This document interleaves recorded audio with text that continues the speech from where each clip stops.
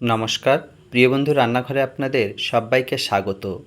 ছোটদের টিফিন কিংবা সকাল বিকেলের জলখাবারে একঘেয়েমি রেসিপি যদি ভালো না লেগে থাকে, তাহলে এরকম ধরনের একটা মুখরোচক রেসিপি চটজলদি বানিয়ে ফেলতে পারবেন বাড়িতে থাকা সামান্য কিছু উপকরণ দিয়ে। আর খেতেও যেমন টেস্টি হয়, দেখতেও লোভনীয় হয়। ছোট থেকে বড় সবারই খুব পছন্দ হবে। তার জন্য এখানে নিয়ে নিয়েছি ডিম।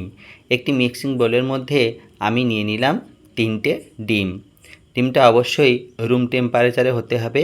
এখানে আমি মুরগির ডিম ব্যবহার করেছি।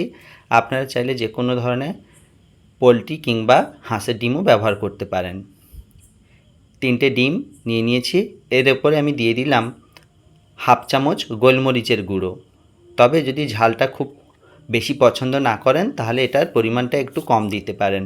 দিয়ে দিলাম স্বাদ মতো লবণ। এবার এর মধ্যে আমি দিয়ে দেব ছোট ছোট করে কেটে রাখা টমেটো কুচি, কাঁচা লঙ্কার কুচি এবং পেঁয়াজের কুচি। সব কিছুই কিন্তু একদম ছোট ছোট করে কেটে নিয়েছি। পেঁয়াজের পরিমাণটা একটু বেশিই নিয়েছি, চাইলে আপনারা কমও নিতে পারেন। আর টমেটোটা তো অপশানাল, দিতে পারেন নাও দিতে পারেন।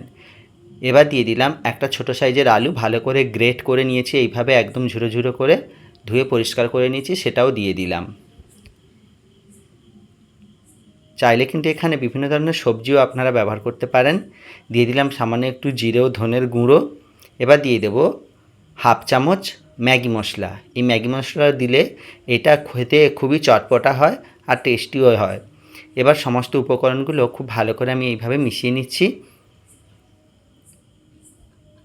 এভাবে ধীরে ধীরে মিশিয়ে এটাকে 2 থেকে 3 মিনিট রেখে দেব। এখনও পর্যন্ত যে সমস্ত বন্ধুরা আমার ভিডিওটা দেখছো, যদি ভিডিওটা ভালো লেগে থাকে অবশ্যই লাইক কমেন্ট শেয়ার করো, আর চ্যানেলটা অবশ্যই সাবস্ক্রাইব করে দিও। আমার সমস্ত উপকরণগুলো এখানে খুব ভালো করে মেশানো হয়ে গেছে।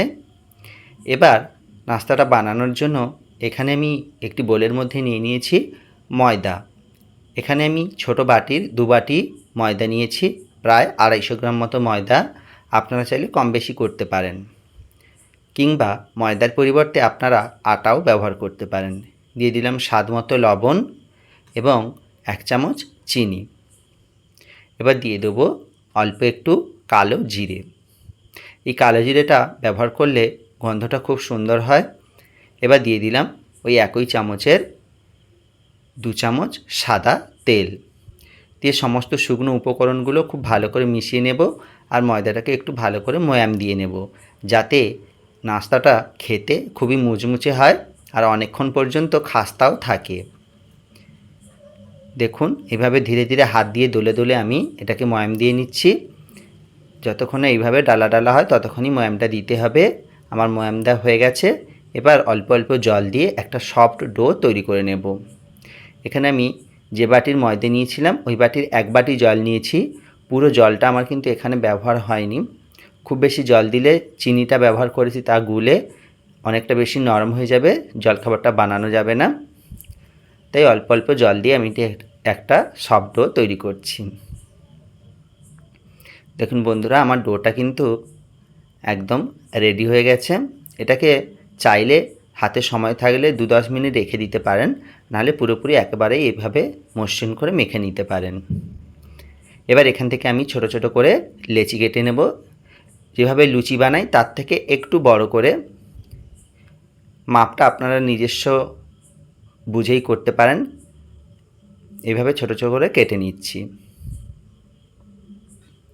এবার হাত দিয়ে সমস্ত লেচিগুলোকে এইভাবে একটু গোল করে নিচ্ছি।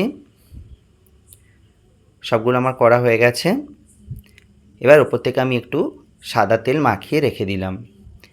এবার এই সাদা তেল মাখানো লেচিগুলো এক একটা আমি এবার বেলে নেব। এটা একটু পাতলা করেই বেলতে হবে, পাতলা করে বেললে এটা খুব ভালোভাবে তৈরি করা যায়। আর ভাজার সময় কিন্তু একদম ভেতর থেকে খাস্তা ভাবটা আসে। যতটা সম্ভব বড় করা যায় সেইভাবে আমি বেলে নিয়েছি। এবার আগে থেকে ডিমের সঙ্গে যে সমস্ত উপকরণ মিশিয়ে রেখেছিলাম তার থেকে অল্প অল্প আমি এর ভেতরে দিয়ে দিলাম। বন্ধুরা, বানানোর সময় কিন্তু একটু চটজলদি বানাতে হবে, নাহলে চারদিক থেকে কিন্তু ডিমের এই জুসটা গড়িয়ে আসতে পারে। চাইলে আপনারা কিন্তু এই ময়দার রুটিটা চারধারে জল লাগিয়ে নিতে পারেন, তাহলে কিন্তু তেলে ভাজার সময় এটা খুলে আসবে না। দুদিক থেকে মুড়ে উপর সাইড থেকে দুদিক থেকে আমি আবারও মুড়ে দিলাম। খুবই সহজ। এবার এরকম 2-3টে বানিয়ে নিয়েছি, নিয়ে তেল ভালো করে গরম করে নিয়েছি, নিয়ে অল্প একটা একটা করে এর মধ্যে আমি দিয়ে দিলাম। তবে ভাজার সময় জয়েন্ট মিল্কগুলো একটু ওপরের দিকে দিলেই ভালো হয়, তাহলে খুব সহজে ভেতর থেকে ডিমটা বেরিয়ে আসবে না। দেখুন, এইবার গ্যাসের ফ্লেমটা লো থেকে মিডিয়ামে রেখে এটাকে একদম খাস্তা করে ভেজে নিতে হবে। নিলেই প্রস্তুত হয়ে যাবে আজকের আমাদের মিনি মোগলাই। ঘরে থাকা উপকরণেই তৈরি করেছি, আর সময়ও খুব কম লাগে বানাতে। ছোটদের আবদারে একই ধরনের টিফিন প্রতিদিন না দিয়ে এইভাবে বানিয়ে দিতে পারেন, ছোটরাও খুব খুশি হবে। এইভাবে পরপর করে আমি সমস্ত নাস্তাগুলো ভেজে নিচ্ছি। দেখেই বুঝতে পারছেন কতটা খাস্তা হয়েছে। গ্যাসের ফ্লেমটা কিন্তু একদমই হাই রাখা যাবে না, তাহলে কিন্তু চটজলদি ওপর থেকে পুড়ে যাবে আর ভেতর থেকে ভালো করে ভাজা হবে না। পরবর্তীতে কিন্তু এটা ঠান্ডা হলে নরম হয়ে যাবে। আমার হয়ে গেছে, আমি তেল ঝারিয়ে তুলে নিলাম। আপনারা অবশ্যই বানাবেন। যদি ভালো লেগে থাকে অবশ্যই কমেন্ট করে জানাবেন।